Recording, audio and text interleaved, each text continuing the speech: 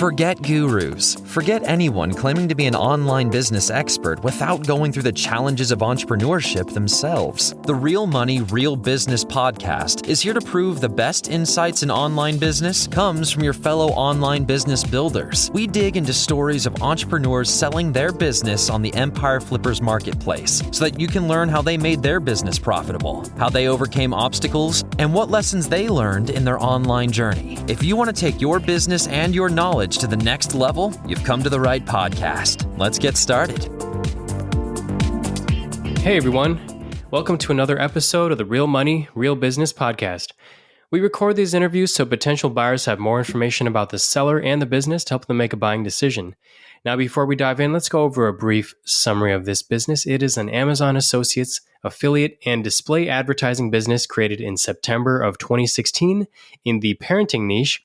The average monthly revenue for the business is $12,452 and makes an average of $10,697 per month in net profit.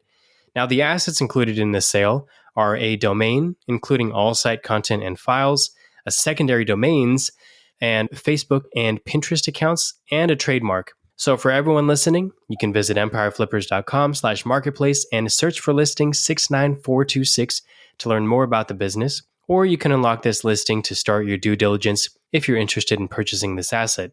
So that is a brief overview of the business for sale. Let's hear from the seller with me today. So welcome to the show, Sarah. How are you doing today? Hi. Yeah, I'm doing great. Thanks for doing this interview with me. Yeah, absolutely. Well, I'm looking forward to learning more about you and your business, Sarah. So to start us off, can you tell us a little bit about your background in building and running online businesses, and then maybe getting into how you created this one in particular? Yeah, sure. So I've actually been running online businesses since 1994, even before there was a World Wide Web, kind of dating myself here. I studied electrical engineering, and then on the same day that I took my last final exam, I also had my first baby. And originally I wanted to have a regular job in electronics, but since the baby was born, I realized I wanted to work from home. And yeah, I started first business working with a professor from a university, because then people didn't really have internet at home, but in universities it was available. And since then, I've been building online businesses. This particular business was started in 2016. I just finished working on a project and I was looking for something new to do. Some of my kids I have 7 kids, I have to say that. And some of my kids were still young at the time, and I really didn't have a lot of time on my hands to work. So I was looking for something to do part-time that I would really enjoy, and this kind of fit the bill.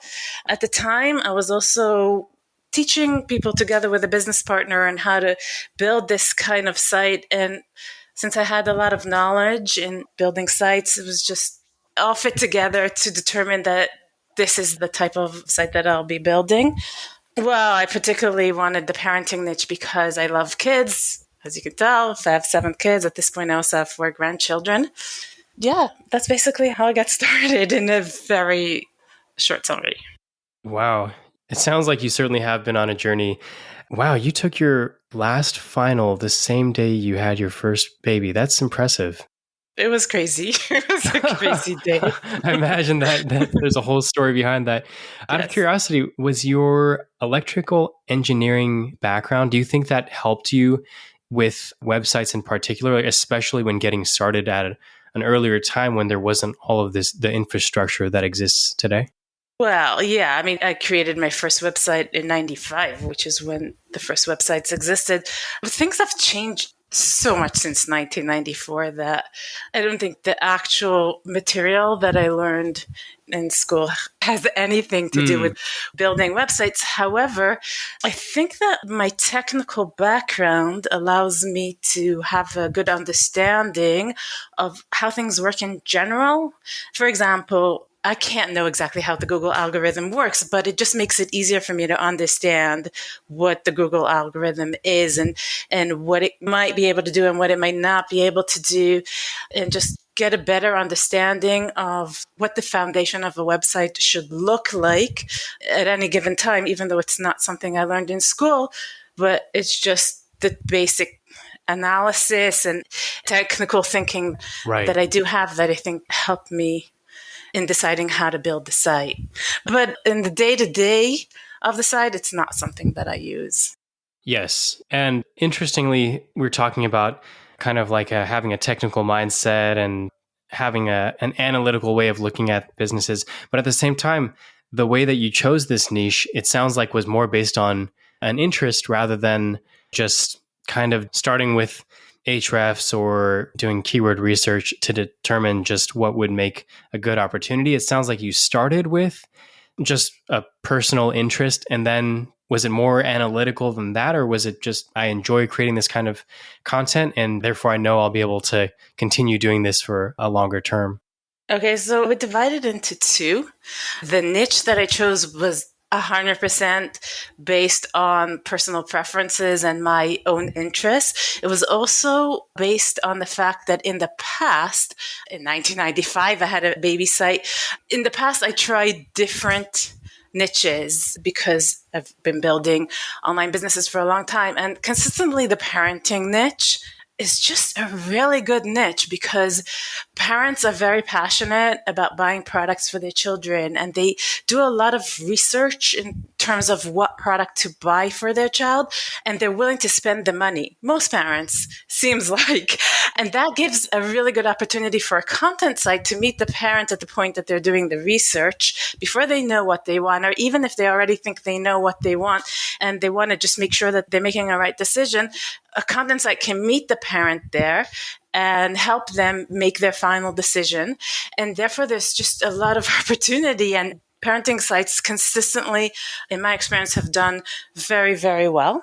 So it's just a really good niche. It's a niche that I was very interested in. I felt like in addition to making money, I could also make a difference by publishing really good quality content on how to be a good parent and how to positively affect your child. So that was purely personal preference, but the analytical skills helped with the setup of the site, helped with knowing how to structure it and that kind of thing. It also helps me if I need to stay up to date on current SEO or something like that, then I can understand it. It's a combination of both, where the analytics was more related to the setup of the site and the topic was related to my interest. Nice. Well said. So it's been a journey. You've started this in 2016 and you are now deciding to sell it. So why are you deciding to sell the business now instead of keeping it and growing it further? In 2016, it was a perfect business for me. I wanted something that's not very hands-on, something that if I need to take time off because I'm going away with my kids, if my kids are on summer vacation for 2 months, it's okay if I don't work on the site. That's the kind of business I wanted at the time. But I do have a very strong interest in working on something that's more like a local service that I've started with a business partner. It's a local service that helps people one-on-one. And it's just like kind of a time where that other business is taking off and I have more time on my hands because my kids are all grown up now. My youngest is 11 and in school a lot of the time, and I have more time. I really want to spend that time on this new business of mine. And I feel like because I'm so passionate about this other business, I'm letting this site kind of like go. I'm not working on it like I did before. So if in the past I worked on it something like 10 hours a week, now I'm starting to work less than that. And I feel like in the right hands and the person who could really focus on it, the site could do much better. So that's one reason. And the other reason is that I could use the money as I focus on this other business, which is still growing. So it just seems like a good time for somebody else to take care of this. Yeah. And as you mentioned at this point, well, since it has been since 2016, your children are a little bit more grown up at this point. So you're thinking about different content now as far as no longer parenting small children or babies anymore. Yeah. At the time, also, part of it was that I was working with experts, which maybe I'll talk about soon, but I wanted to learn the information myself. And in fact, I sometimes ask the writers to write about questions that I had. It was a great way to find out the answer. I don't have these questions anymore. If my children ask about my grandchildren, I'll just say, if I don't know, I'll just say, I don't know, go do your own research, which is not really very nice of me, but I'm just not as interested in the topics as I was in the past. Sure, that makes sense. And it sounds like you are very much a serial entrepreneur, and that is just one of the characteristics of being a serial entrepreneur, that you move on to the next thing when the time is right to do so. Totally. I definitely enjoy building things more than maintaining them. That's been consistent throughout my life. Yes. Got it. You've built this business up to a certain level. I looked at the site as well, and it looks like a very well done site. So throughout this journey of building the business, what did you learn from building this that worked, that you think contributed to the success that you experienced with this business?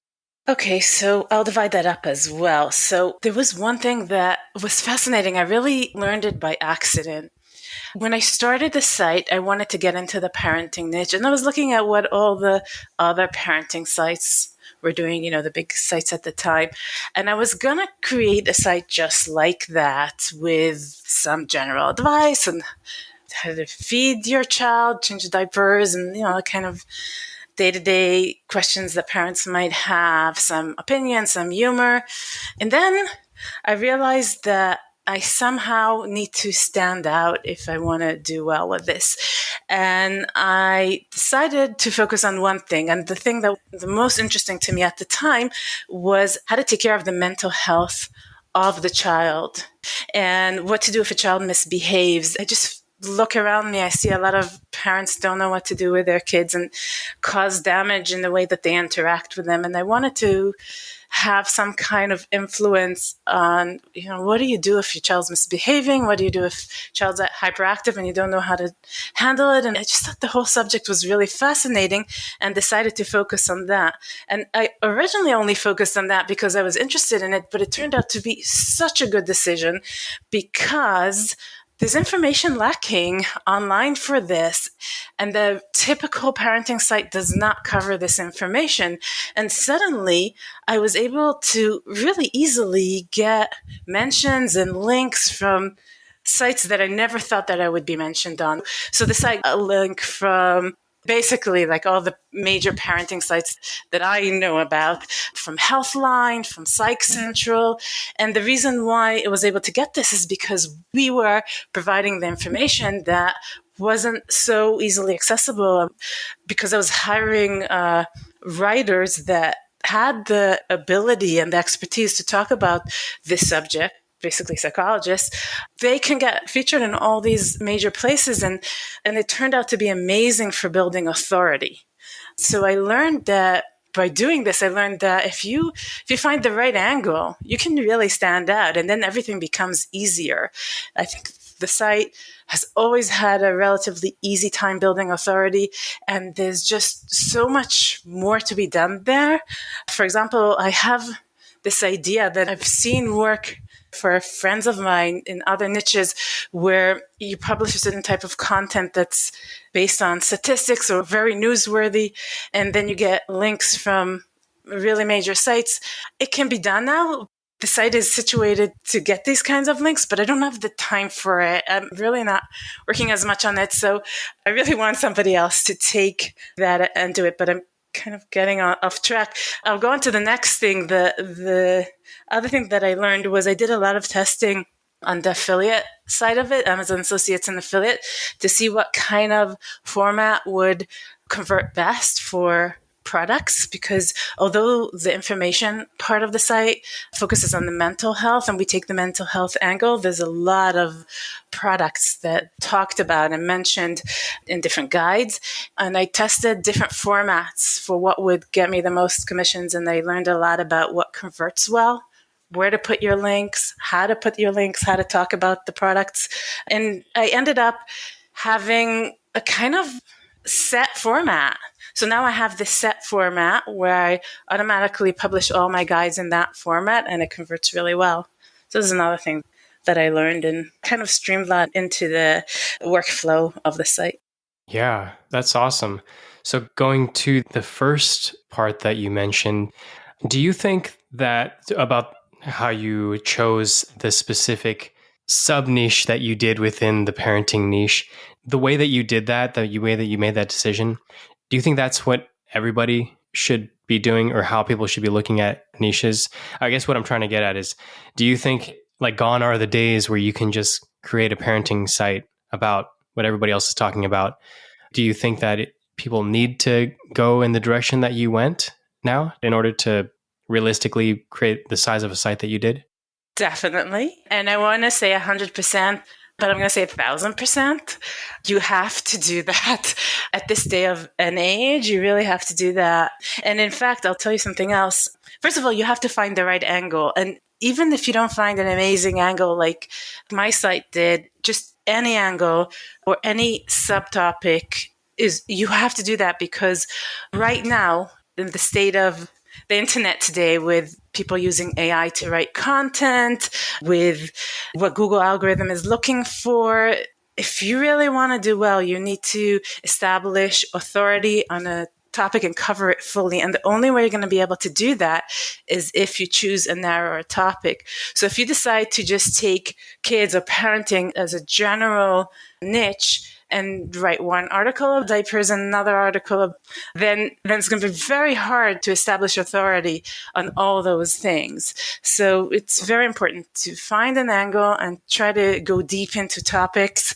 And actually, that's something else, thanks for reminding me, that I learned while running the site, is that even though we focus on the mental health aspect, we're also focusing on different products. And I found that when I started publishing regularly, and by regularly, I mean, let's say once a week, on the same topic, meaning a general topic that's a sub-niche of parenting, that you can cover different aspects of it, different types of the product, or different ideas for what you can do with something. If you start publishing content regularly, then traffic goes up. And I've seen that lately a lot. And again, another reason why I think somebody else will do better with this is that I haven't done this for a long time. So I think if somebody comes to the site now and chooses one of the topics that we covered and decides to go deeper into it, they will increase traffic for that entire topic. Yeah, that's great.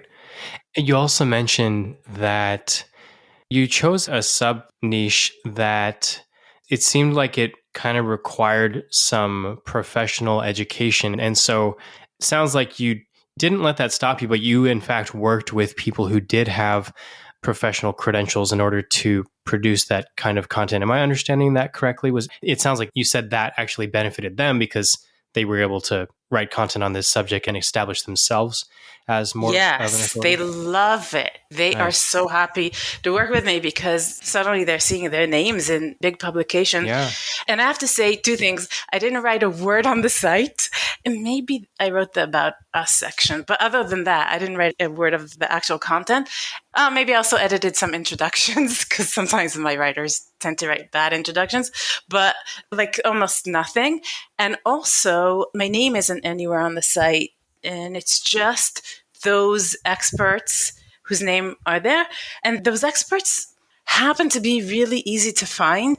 If you think about it, these are the people that I've worked with. They love to write. They love to help. I mean, they're therapists, so they like to help others. And there's a lot of them. And I have a really good way of finding them. If the buyer needs more, I'm happy to share that with them.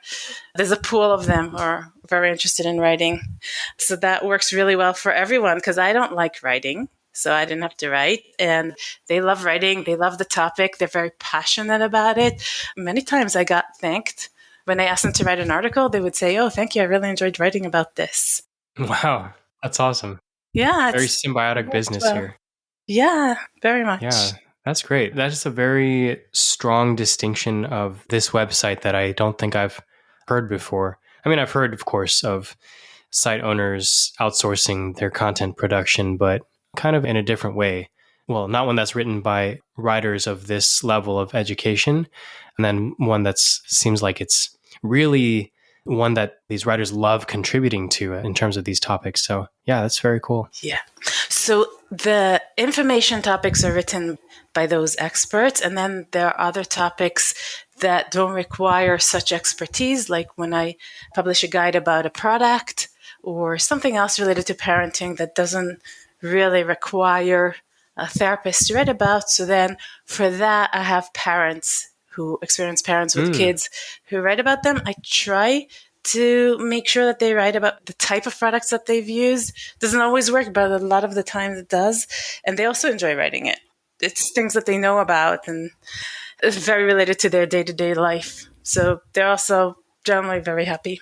That's awesome. And I think this does speak to the way that you selected your writers. You didn't just go on, well, I mean, maybe you did actually go on to find these writers, but you were mindful or thoughtful about the types of writers that were actually contributing their opinion on your site. And I think that is a very strong point of this website in particular. Yeah, I don't use Fiverr, but if Fiverr was good for this, I would use it in theory. But I do believe in this. I believe in hiring writers who are knowledgeable about the topic and care about the topic. And generally, it makes my work more interesting and fun. I also get to support stay-at-home moms, which is something that I also care about a lot. Yeah, absolutely. Well, it sounds like you did a lot of things right with this business. Was there anything you tried with this business that didn't work out as well? Yeah, so what I mentioned before, where I decided to just create some kind of very generic parenting site, even then in 2016, I saw I wasn't going very far and changed direction. I probably changed the direction somewhere in 2017. I don't remember exactly when, but again, like that was the thing that I really pivoted there and really said, okay, I'm not doing this anymore. And I deleted all the articles that were irrelevant and just decided to make that our focus. So that was one thing that didn't work. The other thing, I can't say that it didn't work, but I'm very interested in Amazon Associates and affiliate marketing that I kind of didn't really put much effort into the display ad side of it. And I just put the ads there and let them sit and didn't really work on tweaking them to improve revenues. I didn't put a lot of thought into what I can do to increase the display ads. And in retrospect, maybe I could have done something there. I think that there will be an advantage here for somebody who's interested in doing that. Again, it's not that it didn't work. It's just that I wish I had put more effort into it. Yeah. Well, as you just said, I think that presents a very viable growth opportunity for a buyer who does want to start implementing that and optimizing display ads for the site. Nice. You did bring up a point. To your first point, you said you actually did start out being a bit too broad with the topic, and then you kind of learned that it wasn't getting as much traction. I think there's a lot of pressure, especially for people who start their first websites, to get it right at the beginning, to choose the exact niche, the exact angle. And you ended up choosing a wonderful angle. And I think it's great to hear that even with somebody like you who has so much experience with building websites, that it was a process that you had to kind of arrive at after you just started building, got the momentum, you saw how the content was performing, and then you pivoted to adjust the analytics essentially. So it's good to see that even if you don't choose the exactly right in the beginning, that there's opportunity for you to adjust to essentially create a winning website. Right. I think there's a lot of room for tweaking and growing. And a big mistake that I see other people doing is that they overthink things. And because they can't figure out the exact right angle, they don't start their site. If anybody happens to listen to this that's interested in starting a site, my recommendation is just start something and then you can always make tweaks later. The mistake that's very hard to fix that I've seen people do is go way too narrow. Like, don't start a site on my favorite blue bottleopener.com kind of thing, and then you can't write it on anything else. But generally speaking, if you use common sense and you go into some kind of sub niche of something, then you can always tweak later. You can change your categories, you can change your content. You can change your approach. Just start the site. Nice. And thank you for making that distinction so that I didn't encourage people to start blue bottle opener websites. Okay. All right. So next question. So it sounds like you've mentioned that you're kind of in a different phase with this website. You're more of just maintaining the website more than anything. as opposed to actively having this be your one thing. So can you describe the amount and the type of work that you do on this business currently to maintain it? Yeah. Let's start with day-to-day. Actually, there is no day-to-day work. I like to batch my work. So I like to do, let's say, once a month, I'll spend some time doing keyword research to see where there are opportunities for growth. I like to assign articles about on a weekly basis to my writers. So maybe I'll do some keyword research and I'll see that, okay, I'd like to expand with that subtopic, which is expanding subtopics is something that I do recommend doing. So I'll say, okay, I'll assign this article and that writer that article and send it to them. I haven't done it in the past, but lately for information articles, I've been consulting with a ChatGPT, and it's been recommending some really great comprehensive outlines. So I'll ask ChatGPT for an outline and send it to the writer because that really has improved the quality of the articles. For product-related guides, I have a template that I've tweaked over the years so it converts as well as possible, and that I wouldn't change. So I sent that template. Maybe I'll send it to the writer as it is. Maybe I'll edit it so that it says the actual product. Lately, again, I might consult with ChatGPT to come up with some relevant questions to be answered. And then I'll send that to my writer, and the writer will write the content and send it back to me. So that I might do once a week, but there's some weeks that I don't do it. And the truth is that I haven't done it for a while because I've been busy with this other business. But I do recommend doing that about once a week if possible. But you can take vacations if you want to. Then I publish the articles. I have a virtual assistant that will publish my articles for me, but I also just don't mind doing it myself because it's really easy. I copy and paste them into WordPress, add some links, and so sometimes I'll do it myself. Oh, and then maybe on a quarterly basis, I'll check my affiliate links. Actually, I have my kids do that. So my kids love it. So these are let's say the top 10 or top 15 or maybe top 20 pages. Check the top 3 links in each one and let me know if anything doesn't work. Because sometimes products go out of stock on Amazon. And so if something is out of stock, I'll change a link because they'll usually have it sold by another seller. So you just need to change the link, which is a straightforward process. And I haven't done this for months. So whoever buys the site should do that sooner. Just an easy way to increase your income. And then maybe once every 2-3 months, I'll go to a speed tool to check that the site is still fast because it's really fast right now. I like to make sure that nothing changed to affect the speed of the site. Nice. So it sounds like this site is at a point where it doesn't require a ton of, like if you do miss a week, then the site is likely going to still be okay. And also that the activities that you do perform for this site are not super technical. So something that could be pretty easily taken over by a new buyer. Right. Oh, I remembered another thing that I do. I really like Harrow for this. So there's a service called Harrow where you get connected with journalists and they ask for quotes if they're writing an article about a topic. And there's so many quotes about mental health that it's very easy to find things that are relevant.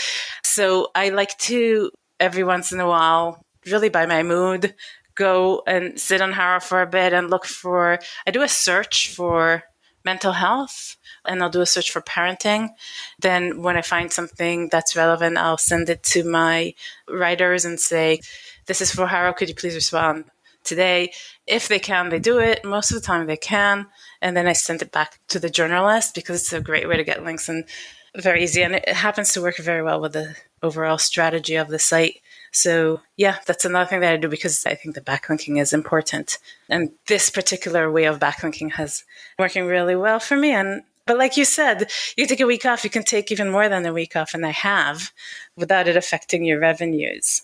Yeah, and to the point about Harrow, it seems like going back to the sub-niche selection and just the direction you took this site, really lending itself well to these kinds of backlinks and people wanting to use your content in order to create backlinks for them. So Yeah.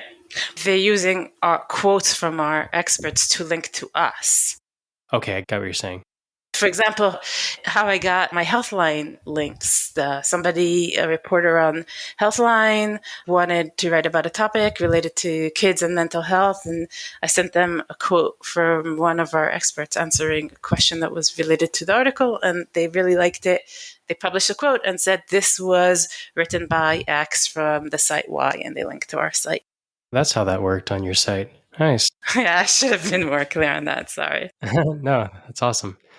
Okay, so let's talk about opportunities and risks. If you were to keep the business, what are some ways you would try to grow it? I think we mentioned a little bit already regarding display advertising, but maybe some other ways. Definitely work on optimizing display advertising. I would go back to publishing articles on a weekly basis because every time I've done this, I've seen an increase in traffic. It doesn't make sense not to. So that's definitely something that I would do. And like I said, by focusing on increasing the topical depth of sub-niches, I think I mentioned this. I have this really great idea for how to get links organically by having the experts write about newsworthy and statistics-based articles. Because of the authority of the domain and the expertise of the writers and just the nature of the niche, the site is so well situated for getting very high quality and relevant organic backlinks over time. I'm just really excited about this technique, but I haven't had a chance to implement it. But if I would keep the site and I would be able to go back to working on it, my 10 hours a week, that is something that I would definitely be doing. Yeah, that's definitely an exciting potential growth opportunity for a buyer who does have the time to commit to that. Okay, let's talk about some risks then. What do you think are the biggest risks either with this business or with this business model that buyers should be aware of?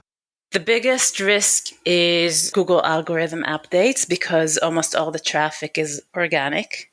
Then it is susceptible to Google algorithm updates. And in fact, the site did get hit by an update at the end of 2021. However, because everything is high quality, everything's done whatever's called white hat. For example, the Haralinks are very white hat. Everything is done according to Google's guidelines. Then the risk for this kind of site isn't as strong. Also, it's well branded at this point and has a lot of authority from very respected sites by Google. So it's just less likely to get hit. It's not like we're getting spammy links. It's not like we're writing bad content. The content is very high quality and focused on what Google's looking for. I did whatever I could to reduce that risk. And in fact, since that one decline at the end of 2021, the site has been doing well. It's been stable and even showing signs of growth in certain months. And yeah, I think that it's been doing very well. I'm very happy with how it's doing the past year and almost a half. The other risk is that it relies so heavily on Amazon. Most of the commissions are coming from Amazon. Some are coming from other affiliate programs. And I don't think that Amazon will ever shut down its affiliate program. But, you're not supposed to put all of your eggs in one basket. And I don't love relying on just one vendor. And that's why I have added some affiliate affiliate links and why I started with display ads, just to diversify a bit. And I think I would recommend to the seller not to be afraid to diversify. And sometimes even there are vendors who are willing to give higher commissions than Amazon. That would be something that I would recommend. It's worth looking into these. If you have the time to contact vendors and tell them, I'm already selling your product. Do you have an affiliate program? Sometimes their commissions will be considerably more than Amazon. So I have been trying to diversify to minimize this risk, but more can be done. Yeah, biggest takeaways here, diversify revenue sources through display ads and private affiliates, which sounds like you already kind of have a little bit of that going potentially, but definitely worth expanding. And yeah, if any buyer has any questions about further details of the Google algorithm updates, yeah, I definitely recommend scheduling a call with Sarah to discuss that in further detail. Well, a few housekeeping questions to wrap this up. Sarah, how much support are you willing to offer a new buyer of this business? I know the standard is 30 days of email and phone support, but I'm very interested in offering more if the buyer's interested. I mean, if you're not interested, that's fine. But if you're interested, I think I have a lot to offer. In fact, I kind of do this professionally because I teach other people how to build affiliate content sites. And because of that, I have to keep up with the latest developments and the latest, for example, how you can increase your productivity with AI, like all kinds of things like that I need to be able to teach. I have a small following to be able to teach them. And I'd love to share that with whoever buys this site because I have an emotional attachment to it. I want to see it grow. So I was thinking of offering weekly phone calls, again, as much as you want for the first 3 months. So we can discuss how you can immediately improve revenues with checking links and improving the topical depth of certain topics related to products that have affiliate links related to them. And then if you still need support after 3 months, you can contact me by email for up to a year, and I'll be happy to respond just because it's such a long time, 1 year. And sometimes I go on vacations or sometimes I'm not available. So I'll try to answer right away, but just give me a few days if needed after the first 3 months if you want to be in touch with me by email. And if you get in touch with me after a year, I'm not going to disown you. I'll be happy to keep helping. I'm used to answering people's questions by email because of what I do. So I'm happy to help. Nice. Well, that is very generous of you. And I think given your background, that could be very valuable for a buyer who's looking to find the best way to grow this business. Okay. Just confirming that you commit to a non-compete on this business after it's sold? Yes, I'm not interested in creating another site like this at this point. Got it. And are you open to something like an earnout? I definitely prefer cash. I prefer somebody to just pay in full, but I am willing to discuss. Okay, great. And last 2 questions. Putting yourself in the shoes of a buyer, why do you think this is a business worth buying? So we did talk about it, but I'll try to summarize if I remember everything. First of all, it's a great income for the amount of work that needs to be put in. It doesn't require a lot of work. And if you take time off, nothing happens. I think a big thing going for this is that there's so much opportunity for growth. I'm very optimistic about it. It has a very good foundation, like very, very excellent foundation, both technically the way it's set up and the angle that we took and the authority that it has been able to establish. There's definitely a good foundation, lots of opportunities for growth. If somebody who knows what they're doing, great. But if you're not 100% sure, then you get really good support from me. It's also really enjoyable. The writers who write for the site love writing for it, which we discussed. And it's generally, we're helping other people, and that's always a good feeling. Yeah, it's shown resilience to Google updates in the past 15 months. Also, if you care about parenting, then there's so much room there for influencing parents to do a better job with their kids. But even if you're just there purely for the money, I think it's a good business. Yeah. I think you provided a lot of well-rounded answers for what makes this business worth buying. And yeah, I'm excited to see where this business goes, given the writers that you have kind of on staff and just how long you've had this business and just had that time to really set a solid foundation for it. So yeah, I think for the right buyer, this could definitely be an interesting acquisition. All right. Well, last question then. Is there anything you'd like to add that you think I might have missed during the interview? I think the interview was great, and you asked, I think, all the relevant questions. Just one thing that I want to add, if somebody's looking at the page views and visits, you might notice some kind of seasonality there, which I would love to explain. First of all, you'll see that around November, December, the number of page views and the profit is wild. It goes up a lot. And that's because of Black Friday and Cyber Monday. So what happens is starting in October, traffic starts going up. So you'll generally see that October is higher than September. And then in November, it really goes up very high and takes off. December, it stays quite high. And then January, it's really low. And the reason for that is because of Black Friday and Cyber Monday. And because part of the strategy of the site is that it appeals to parents who are looking for products and product comparisons and product guides. And this is what people want on Black Friday and Cyber Monday. They're like, okay, I know there's going to be sales now, so how do I know what's the best product to buy for my child? And that's where they go online and they find, that's where we shine in terms of revenues, right? So they go online, they find the information, they get really good information, and they buy. So both revenues and traffic goes up very high in November and December. Something similar, but on a much lower scale, happens on Prime Day. So Prime Day is around June or July, depending on the year. And there was one year where there was something in addition to Prime Day. I can't remember what year that was. But anyway, Prime Day, you'll also see a bit of an increase.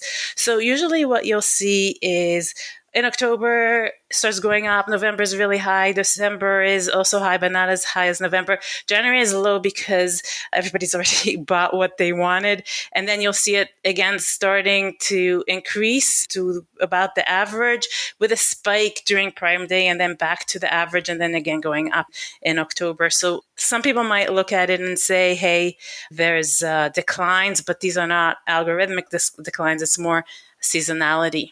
And just as a little anecdote, during COVID in 2020, we had a crazy increase because everybody was looking for a product that was out of stock that we were writing about. So suddenly there was a ton of traffic for that product through the roof. But that was a long time ago. The rest of the years, you'll see that it's basically according to the way I described. So I just wanted to explain the traffic patterns. Got it. Well, thank you for sharing that in detail. And yeah, again, if anybody does want to chat about figures, the P&L, traffic, earnings chart, Sarah is definitely the person to talk to regarding that. So I think this is the right place to wrap this up. So Sarah, thank you so much for sharing your story and joining us on today's episode. And I hope your business is purchased in the near future and by the right buyer. Thank you very much. I enjoyed this interview. Thanks a lot. Absolutely. All right, everyone. Thanks for listening. To learn more and see if this listing has already been sold, head over to empireflippers.com/marketplace and search for listing number 69426. And if you're watching this on YouTube, click the link in the description to go straight to the listing. And once you've unlocked this listing, you'll be given everything you need to know about this business. So until next time, enjoy your digital journey.